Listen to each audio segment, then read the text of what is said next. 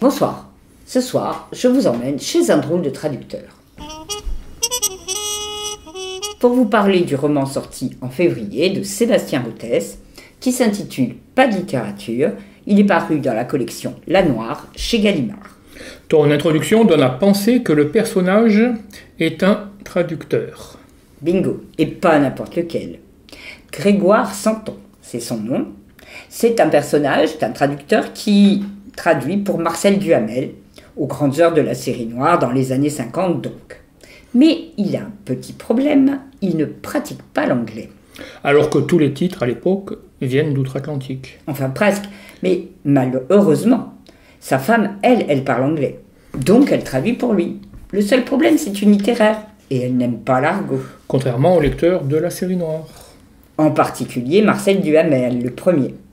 La devise de la collection, pas de littérature. D'où le titre.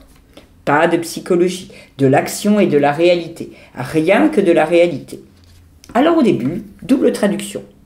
Littéralement, là où sa femme traduit, ouvrez les guillemets, le détective se présenta chez l'écrivain le lendemain en fin de matinée. C'est son épouse qui ouvrit. Peter Gondola ne s'y attendait pas. Pour lui, les écrivains étaient des êtres solitaires, trop dans la lune, pour s'occuper d'une femme. Ça devient... Il se pointa chez le babillard aux aurores. Les lèvres de la pépée qui lui ouvrit donnaient envie d'en faire son petit déjeuner. Comme toujours après une nuit blanche, Peter Gondola n'avait pris qu'un café. Il avait comme un petit creux.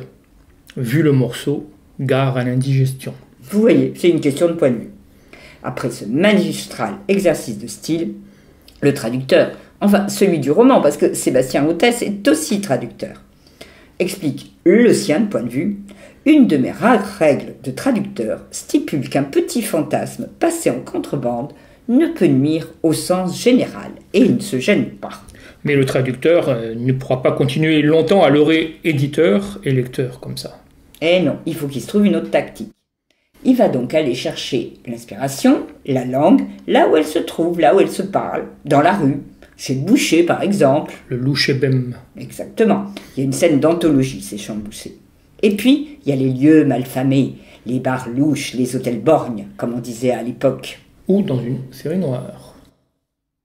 Et c'est là qu'il va faire la rencontre. Oui, c'est là qu'il va trouver Joe le chanceux, un truand à la recherche d'un homme mystérieusement disparu. Et là, Sébastien Routès se lâche.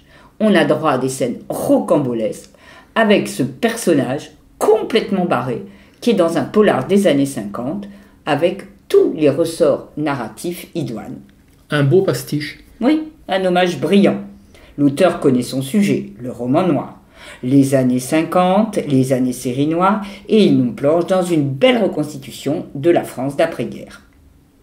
Et puis, il nous parle aussi du travail sur la traduction. Oui, derrière la truculence, la drôlerie, il y a une belle réflexion sur ce travail de traducteur, mais aussi d'écrivain, que ce soit dans les années d'après-guerre ou à l'heure actuelle. Et cette mise en abîme constante entre la fiction et la vraie vie. Enfin, la vraie vie du personnage. Enfin, celle de l'auteur. Enfin bref, comme l'explique Sébastien Routès, son personnage plutôt. Enfin non, c'est un extrait du roman traduit par la femme du personnage. Et pas de Sébastien Routès, bien sûr. Les auteurs meurent, mais les œuvres perdurent. On devrait toujours s'effacer derrière sa création. Un nom sur une couverture, mais quelle vanité.